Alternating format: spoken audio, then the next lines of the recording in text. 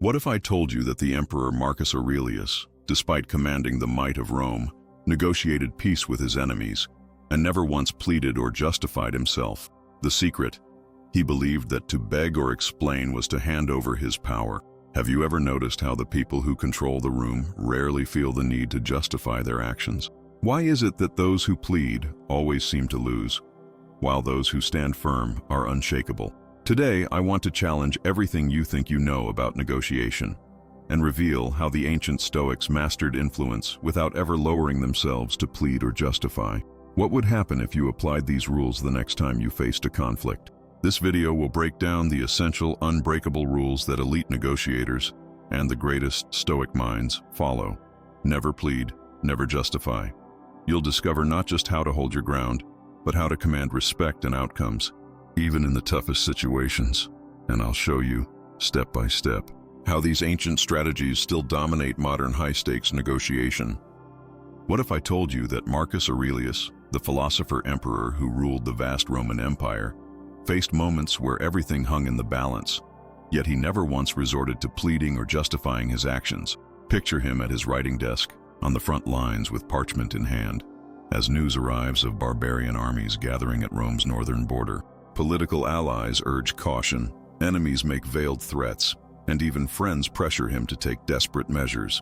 The world around him expects an explanation, a justification for every move. Yet, in these moments, Marcus returns to his journal, calmly writing, "Never value anything as profitable to yourself which shall compel you to break your promise, to lose your self-respect." Why would a man with such absolute power care about self-respect in the heat of negotiation? Because, as he understood, the true battlefield isn't out there, with armies or politicians. It's within. The instant you plead or explain yourself, you place your self-worth in the hands of others.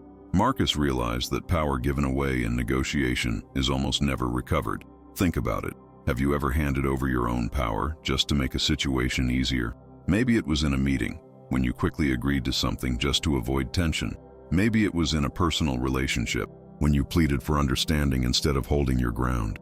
Each time that inner voice, call it conscience or character, took note. The Stoics knew this. To plead is to chip away at your own authority, piece by piece. Here's a question I ask myself, and maybe you should too. Do I ever make myself small, just to be liked? Or do I risk the discomfort of standing tall, even when silence is uncomfortable? The most powerful negotiators of history, like Marcus Aurelius, knew this. Never plead, never justify, because real influence begins with self-respect. That's the unbreakable foundation. Seneca, advisor to emperors and one of the richest men in Rome, spent his life surrounded by danger. Imagine him in the candle-lit halls of Nero's palace, walking a razor's edge between favor and suspicion. Any careless word could mean exile, or worse. Yet in his letters, Seneca warns us, no one can live happily who regards himself alone, who turns everything to his own advantage. On the surface, this sounds almost gentle, but beneath, there's a steel-hard lesson. To justify is to reveal your weakness. Seneca learned this not from theory, but from survival. He saw firsthand how explaining oneself, trying to defend every decision, became a trap. The more he justified, the more Nero's paranoia grew. Justification, he realized, is not just about words. It's about where you place your value. When you justify, you admit that your worth is up for debate. Let's bring it to now. Picture yourself in a tense meeting. Your idea gets challenged. Instinct kicks in. You start to pile on reasons, you defend, you explain every angle, hoping the room will see your side. But as the words pour out, do you feel stronger or a little more uncertain? I've caught myself in that spiral. The more I talk, the less certain I sound, and the less respect I command. Seneca faced much higher stakes, but the feeling was the same. Justification, he noticed, always led to more questions, more suspicion. People began to dig, to probe for weakness. Each justification, instead of satisfying the listener, opened a new front for attack. Have you ever found yourself justifying a decision, only to feel smaller for it afterward? Maybe you even convinced the other person, but something inside felt diminished, as if your center of gravity had shifted outside yourself. Seneca's remedy was simple but radical. Say what you mean, then stand by it. If challenged, don't explain. Demonstrate by your actions. The ones who matter will understand. Those who want more explanations are rarely satisfied anyway. In the world of high-stakes negotiation, from FBI crisis talks to multi-million-dollar boardroom deals, one pattern always emerges. The person who pleads loses leverage. The person who justifies loses respect. Yet most people still fall into the trap because silence is uncomfortable. But for the Stoics, especially Epictetus, silence was not a void. It was a tool. Epictetus knew this firsthand. Born a slave, he survived and ultimately thrived by mastering restraint. In his classroom, he taught, "It is not things themselves that disturb us, but our opinions about them." Every negotiation, every conflict, every challenge, these are not threats unless we label them as such. The real danger is surrendering our control through needless words. Picture a modern negotiation. The room is tense. A job candidate is asked to justify their salary request. Most people start talking, listing achievements, trying to prove their worth.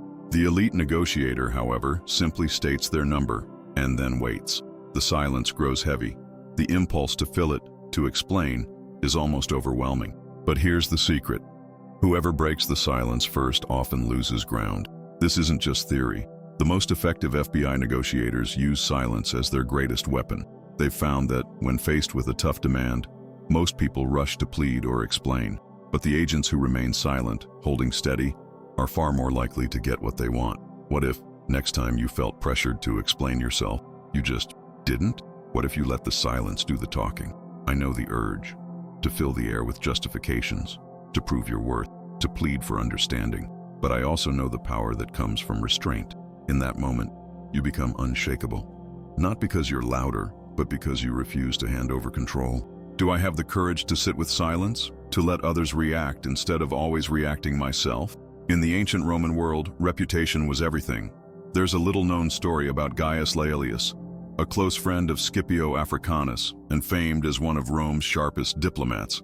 Laelius was sent to negotiate with a rival city-state known for turning every talk into an endless back and forth. Unlike most envoys, Laelius had a strange reputation.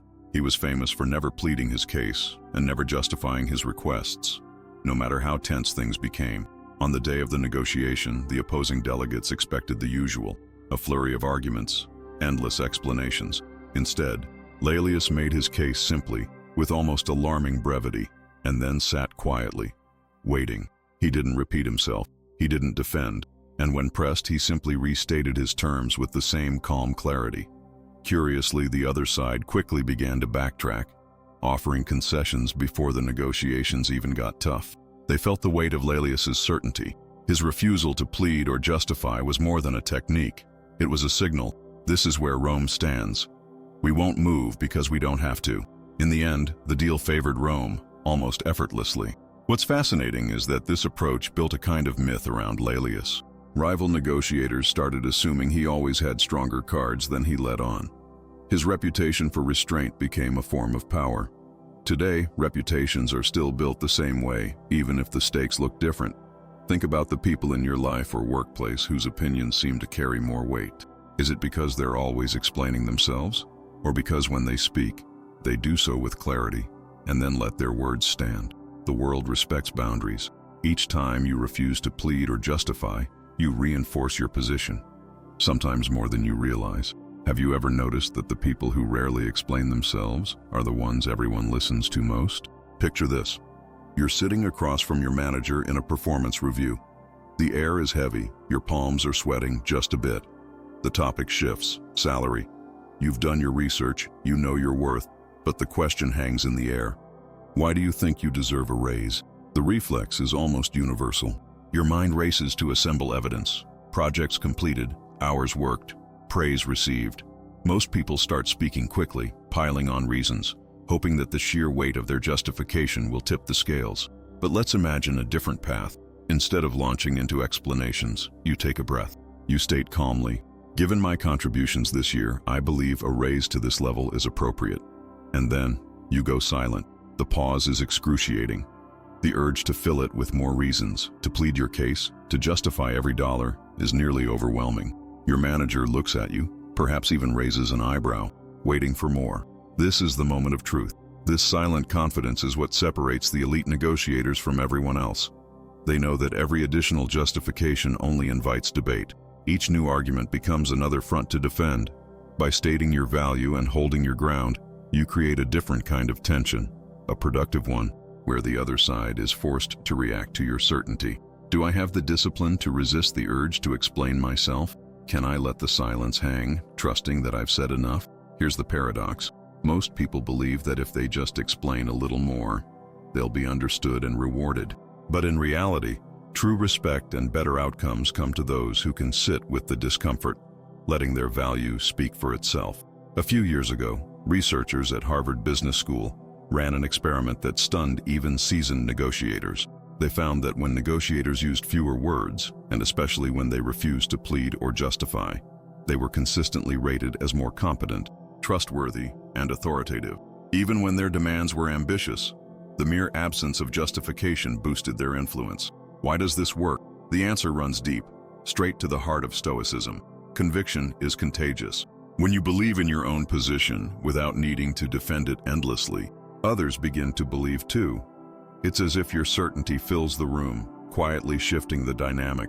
Epictetus, the philosopher who started as a slave and rose to become a teacher of emperors, taught, if you want to improve, be content to be thought foolish and stupid.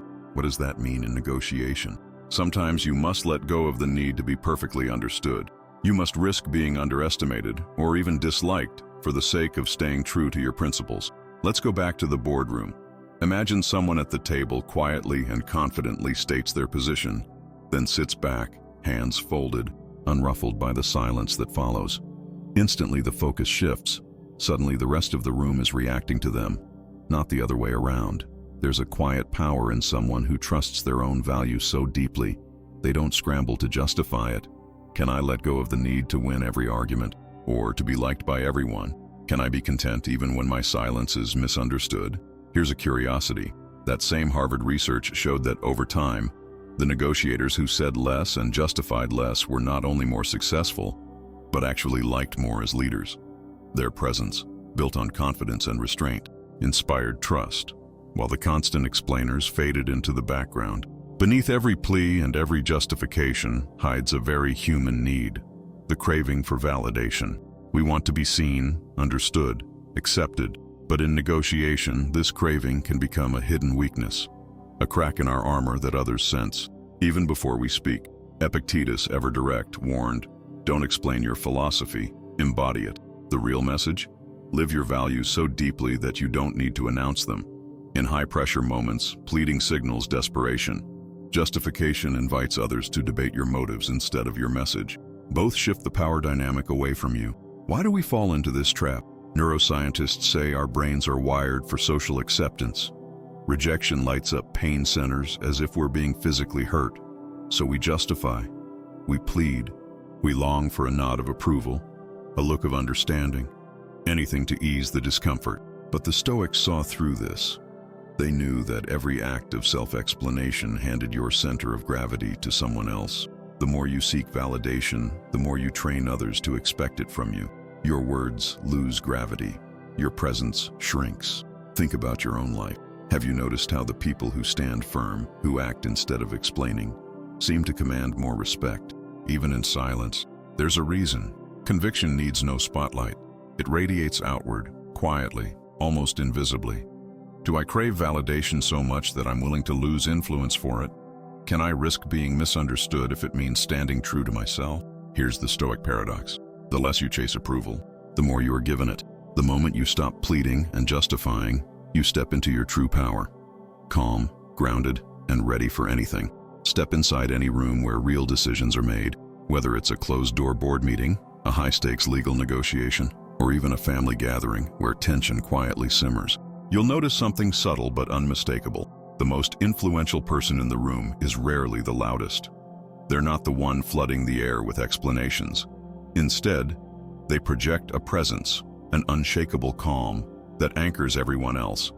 In elite circles, this is the unbreakable rule. Never plead, never justify. The people who walk away with the deal, the outcome, or the respect are almost always those who simply state their position, then let it stand. They don't scramble to prove their worth. They don't beg to be understood. Their silence speaks volumes. Think about a famous example. When Nelson Mandela negotiated with South Africa's government, he rarely pleaded for freedom or justified his demands. He simply embodied dignity. His words were clear, his requests direct. When met with resistance, he let his presence fill the gap, a presence forged in decades of silent suffering, never broken by the urge to beg. It isn't arrogance, it's self-command. This kind of presence doesn't need to push. It draws others in, inviting respect rather than demanding it. Even in the face of rejection, those who refuse to plead or justify gain something greater than agreement. They gain authority. Have you ever respected someone more because they refused to explain themselves? Maybe it was a boss who quietly upheld a decision, a friend who set a firm boundary, or even a stranger who declined to justify their choices. The effect is always the same, an instinctive respect, almost involuntary. Here's the Stoic edge. Presence, not persuasion, is your greatest asset. The less you explain, the more you are believed. The less you plead, the more seriously you are taken. There's a striking scene late in Seneca's life, far removed from the palaces of Rome.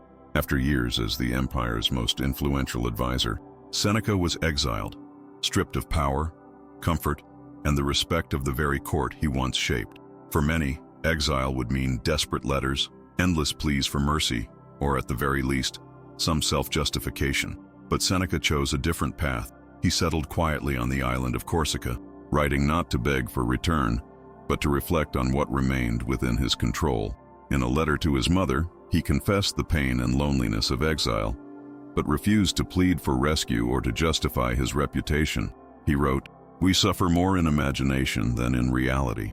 By not begging for sympathy or explaining himself to those who had wronged him, Seneca preserved something that couldn't be exiled: his dignity. It's a curiosity that historians still debate. Why didn't Seneca use his connections to plead for an early return? The answer lies in Stoic conviction. Pleading for rescue would have granted power to those who cast him out, while holding his silence kept his autonomy intact, even in defeat. Today, most of us will never know the isolation of Roman exile, but the feeling of being misunderstood, excluded, or pushed to the margins echoes in boardrooms, classrooms, and living rooms everywhere. The temptation to plead your case, to justify your worth, can feel overwhelming in these moments. But the lesson of Seneca is clear. Even when you seem to lose everything, refusing to plead keeps your core unbroken. Do I keep my dignity even when circumstances turn against me? Would I choose silence and self-respect over the fleeting comfort of sympathy? There's a paradox here. Even in defeat, those who refuse to plead or justify remain, in some crucial way, undefeated. So now, picture yourself, no longer as a spectator, but as the protagonist in your own negotiation, your own moment of decision. Whether it's in the boardroom, at the kitchen table, or in a quiet moment with yourself, you will face a choice. Will you plead and justify, or will you stand in silence and conviction? Marcus Aurelius, Seneca, and Epictetus faced storms that would break most people, yet their strength was never about domination or loud declarations. It was the unshakable refusal to give away their self-respect. They understood that power is not about controlling others, but about never surrendering the core of who you are. What would I risk if I stopped justifying and started standing firm? Could I live with the discomfort that comes when people challenge me, misunderstand me, or even walk away?